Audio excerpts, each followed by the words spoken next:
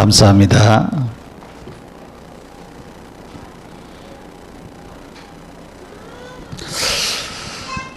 하나님은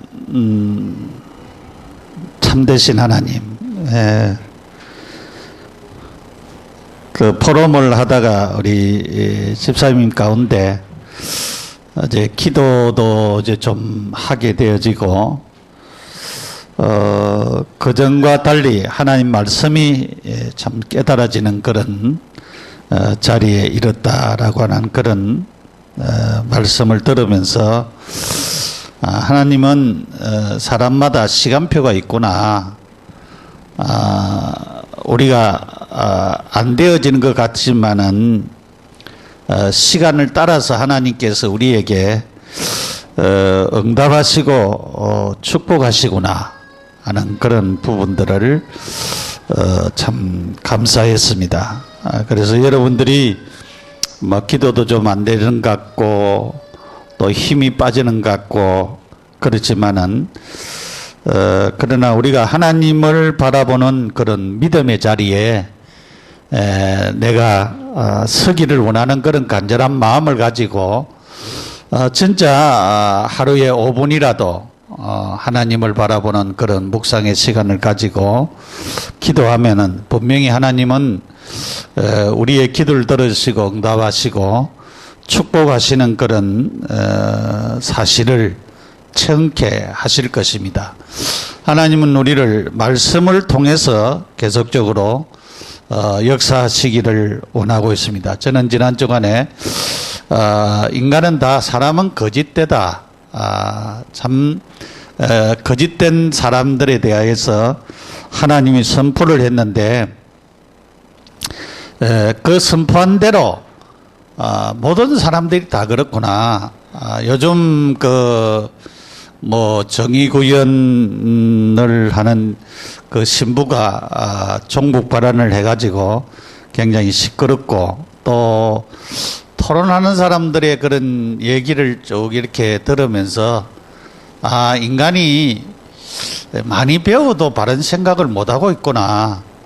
그런 부분들을 참 깨달으면서 먼저 사실은 북한에 인권이 없고 그 사람들은 획일적인 그런 삶을 살고 있어요. 획일적인 그런 삶들을 살고 있고 그런데도 불구하고 거기에 대해서 찬성을 하고 동경을 하고 거기 가서 살락하면은 살지도 않으면서 그래서 이 자유스러운 나라에 있으면서 그렇게 하는 그런 사람들의 마음은 어떤 마음인가? 도저히 조금 이해가 좀 안 되는 그런 부분들을 좀 느낄 때가 많이 있어요. 참으로 그 사람들이 참 자유롭게 살아가고 인간답게 살아갈 수 있는 그런 길을 열어주는 것이 참된 민주회복이 아니고 민주주의가 아니겠느냐라고 하는 그런 부분들도 우리에게 생각할 수 있는 부분이고 우리가 좀 기도해야 될 부분이 북한도 지금 잘 살아야 됩니다. 잘 살아야 되는데 진짜 하나님 없이 김일성이가 하나님이고 김정일이가 하나님이고 김정은이가 하나님이 되어서는 잘 살 수가 없습니다. 그리고 요즘은 글로벌 시대가 되어서 나만 잘 산다고 잘 살아지는 것이 아니에요. 모두가 다 같이 공동으로 잘 살아야 되는 그런 시대가 왔다라고 하는 것을 우리가 깨달아야 되는 것입니다. 그러면 율법이 뭐냐? 율법이 뭐라고 여러분 율법이 뭐라고 생각합니까? 율법 토라라고 하는데 하나님의 법을 말하는데 하나님은 모세를 통하여서 하나님의 말씀을 주셨지요. 그래서 우리가 모세오경이라고도 그렇게 말하는데 하나님이 모세를 통해서 하나님의 말씀을 주셨어요. 그래서 모세를 주신 이 하나님의 말씀을 갖다가 우리가 율법이라 그렇게 말을 합니다. 율법이라 이렇게 말을 하는데 여기는 사람이 처음에는 하나님이 이 아담에게 또한 노아에게 아브라함에게 이렇게 주었어요. 그 아브라함을 우리가 보면은 아브라함, 이삭, 야곱, 요셉, 야곱 때에 야곱의 12아들이 있었죠. 그래서 12지파가 됐습니다. 그리고 요셉의 아들이 나중에는 2지파의 몫을 받은 것을 우리가 볼 수가 있습니다. 그래서 애굽에 내려갔다가 다시 출애굽하면서 하나님께서 이제 사람들이 많아지고 백성들이 많아지니까 하나님이 이들을 다스릴 수 있는 그런 말씀들을 주었어요. 그래서 우리가 이 도덕법이라 그렇게 도덕적 율법, 이 도덕법이라고도 말을 하지요. 도덕적 율법은 우리가 출애굽기 20장에 나오는 그 십계명을 중심하여서 나오는 그것을 갖다가 도덕적인 율법이라 그렇게 말을 합니다.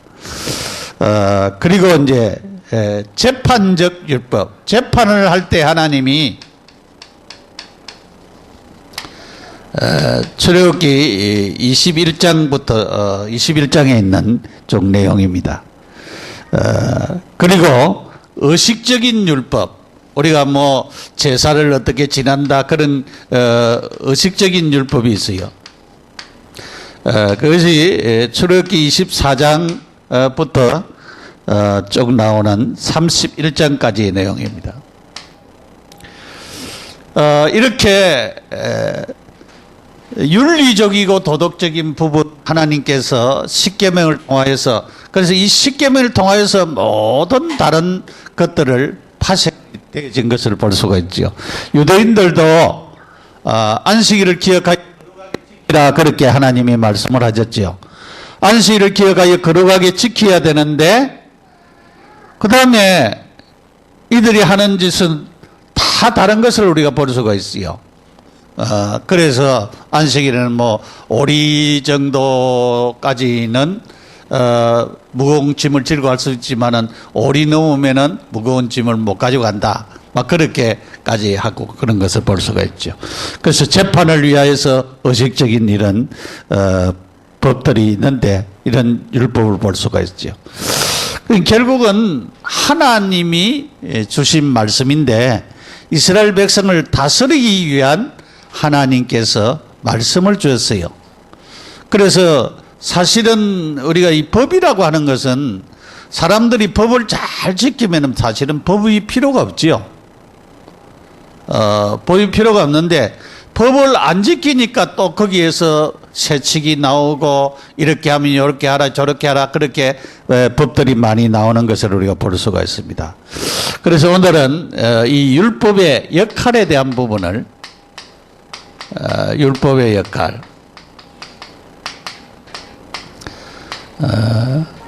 로마서 3장 19절에서 23절까지의 말씀입니다. 율법은 어떤 역할을 하느냐? 율법은 사람들의 죄를 깨닫게 하는 것입니다. 죄 깨닫게 하는 것입니다. 율법을 통해서.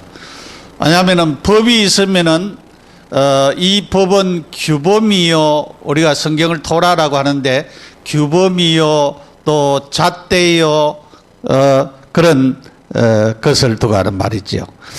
그래서 이런 규범이 있으면은 그 규범에 못 미치는 것은 전부 다 죄가 되지요. 율법을 주셨는데 율법에 못 미치는 것은 모두가 다 죄가 되는 것입니다. 그래서 율법으로 전부 다 의인이 되거나 구원을 받을 수 있는가?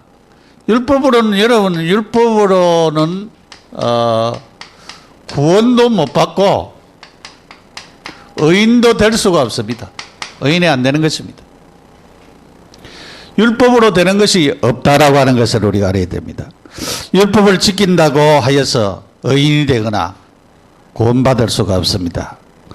그래서 율법은 그 의의 하나의 표준이 되지 못한다. 잣대가 될 수가 없다라고 하는 것을 우리가 깨달아야 됩니다. 두 번째로는 이 율법은 죄를 깨닫게 하는 데 있습니다. 죄를 깨닫게는 하지만은 없애줄 수는 없습니다. 그런데 없애주는 방법을 의식적인 그런 법을 만들어줬죠. 의식적인 법. 왜냐하면 짐승의 피를 흘려서 속죄함을 받을 수 있는 길을 열어 넣어줬었습니다. 그래서 율법으로 되는 것이 아니고 그 피를 흘려야 되는 그 법을 그렇게 알려주었던 사실을 우리가 볼 수가 있습니다. 그래서 죄를 깨닫게 하는 역할을 하는 것이다. 네가 이러이러한 일을 했으니까 이러이러한 잘못 속에 네가 살아갈 수밖에 없다 라고 하는 것을 말해주는 것이 바로 율법인 것입니다. 율법의 행위로는 의롭다 함을 받을 육체가 없다 그랬습니다. 행위로서는, 율법의 행위로서는 안 된다 그랬죠. 행위로서는 안 된다. 그 갈라디아서 2장 에도 그 말씀을 하고 있습니다. 갈라디아 2장에서도 사람이 어렵게 되는 것은 율법의 행위로 말미암이 아니요 그렇게 말씀했습니다. 의롭게 되는 것은 율법의 행위로 되는 것이 아니라 율법의 행위로는 죄를 없이 할 수도 없고 율법의 행위로는 우리가 의롭게 되는 길이 없습니다. 그래서 율법의 행위로 되어지는 것이 아니라고 하는 것을 이 율법이 말해주고 있습니다. 그래서 율법은 사람들에게 죄를 깨닫게 하여서 율법의 행위로는 도저히 아무것도 할 수가 없다라고 하는 것을 말해주고 있습니다.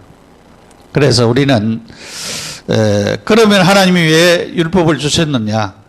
우리에게 잘못된 것을 깨닫게 하도록 하기 위한 것입니다. 그게 굉장히 중요하죠. 우리가 잘못된 것을 깨닫게 하는 것이 굉장히 중요하죠. 그래서 이제 우리가 보통 검사들은 사람들이 죄가 없는 것도 어떻게 하든지 죄의 근거를 더 만들어 가지고 구형을 시키지요. 그럼 판사가 가만히 보고는 이게 진짜 이 법적인 근거가 있느냐, 이 사람이 죄를 지은 정황이 있느냐 없느냐, 그런 죄정 그런 근거를 첨부해가지고 하면은 판사가 이 사람이 뉘우치느냐 안 뉘우치느냐, 이 사람이 어떻게 하느냐, 그것을 보고서 나중에 판단을 하는 것을 우리가 쭉 볼 수가 있죠.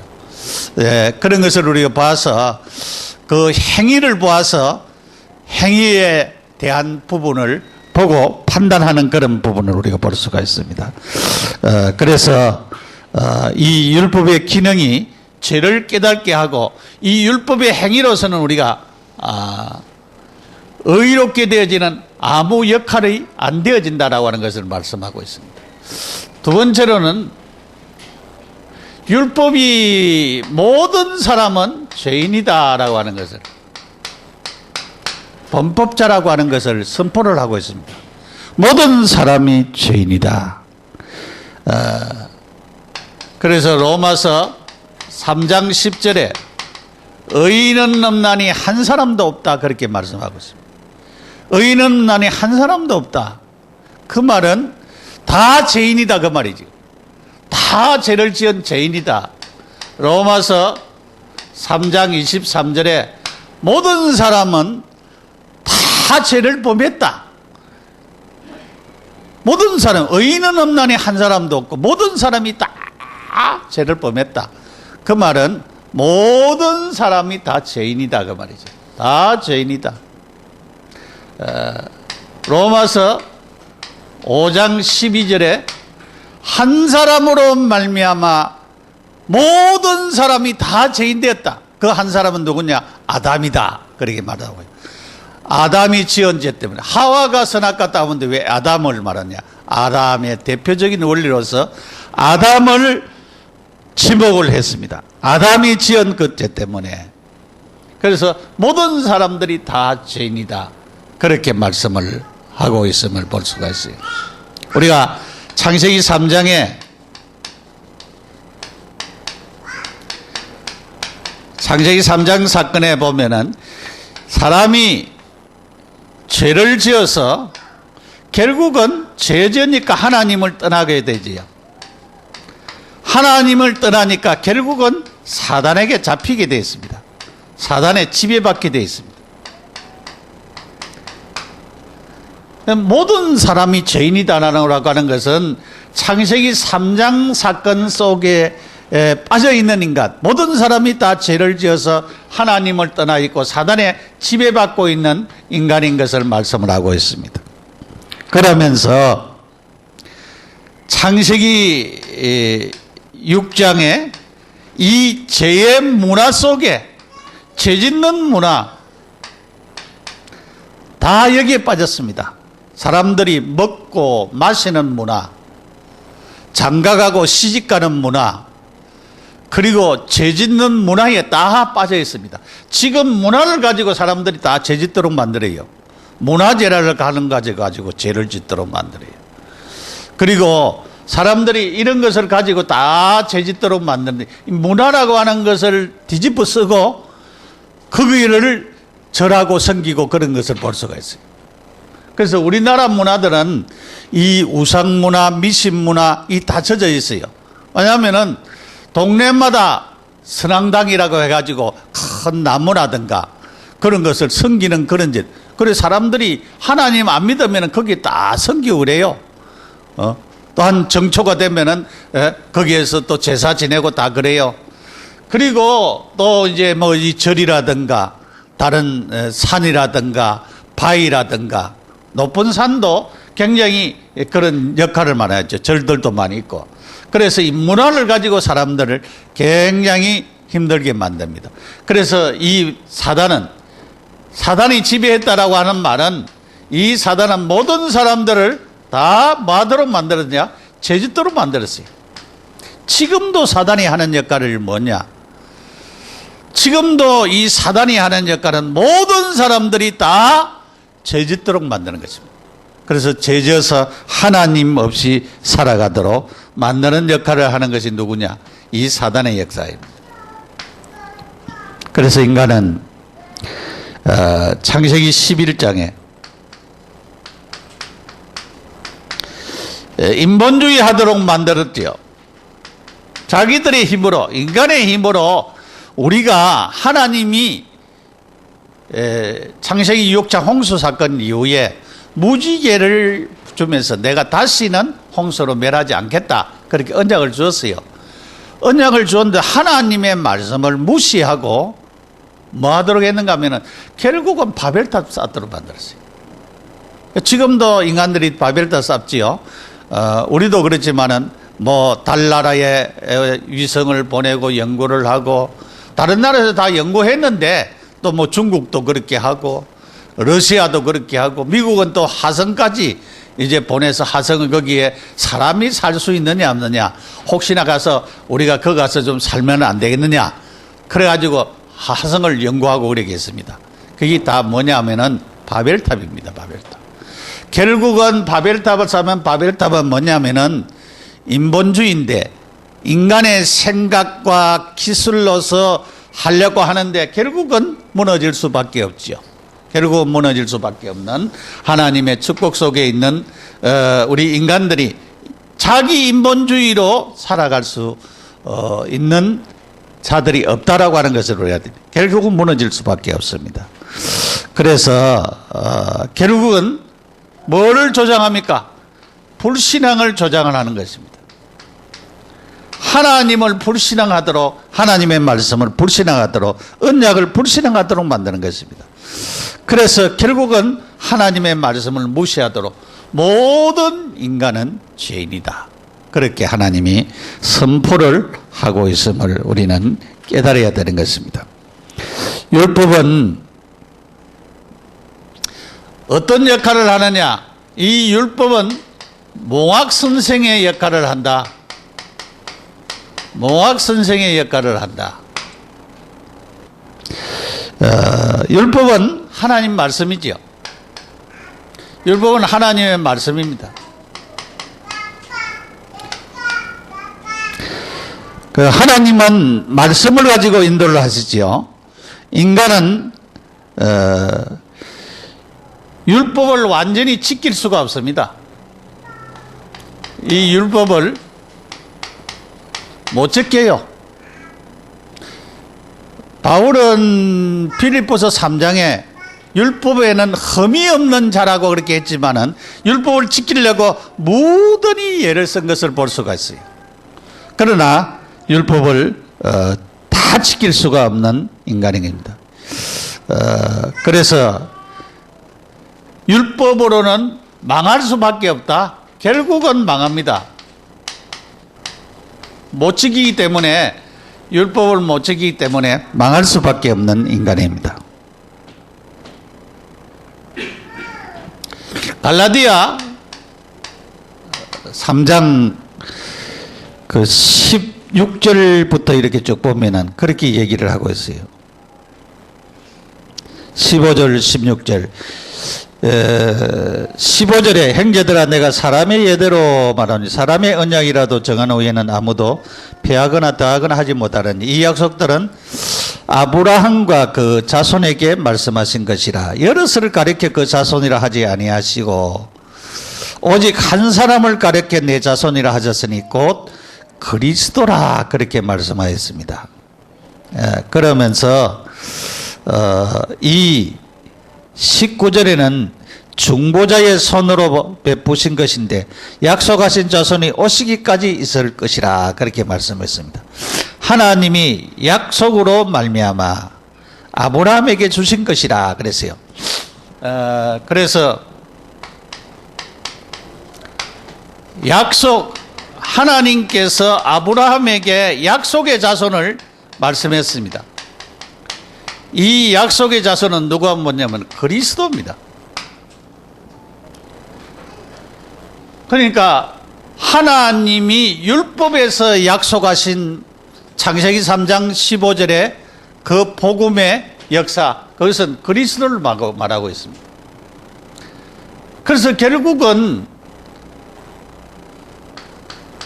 지금 율법이 지금 하는 역할이 뭐냐면은 몽학 선생의 역할을 하는데, 이 몽학 선생은 학교 다니는 아이들을 학교까지 데려다 주는 역할, 유치원 다니는 아이들을 유치원까지 데려다 주고 데리고 오는 역할을 하는 것이 몽학 선생의 역할입니다. 그러면 율법은 우리를, 자, 네가 죄인이다, 죄를 깨닫게 만들고 모든 사람이 다 죄인이다, 희망 없다라고 이렇게 선포를 했습니다. 그러면서 율법이 몽학 선생의 역할을 하는 것은 율법이 내가 할 수가 없으니까 할 수 있는 길을 알려주겠다. 그래서 그리스도에게까지 이렇게 인도하는, 복음까지 인도하는 역할을 누가 하느냐? 율법이 한다 그 말이에요. 그래서 율법을 우리가 지켜서 구원받지 못하고 율법을 지켜서 우리가 참으로 의롭게 되지는 못하지만은 율법이 인도하는 것이 있습니다. 그것이 뭐냐면 그리스도에게까지, 우리를 그리스도에게로 인도하는 역할을 한다. 인도하는 역할을 뭐가 하느냐? 율법이 한다. 그래서 율법이 하는 중요한 역할 가운데 하나가 뭐냐면은 몽학 선생의 역할을 한다.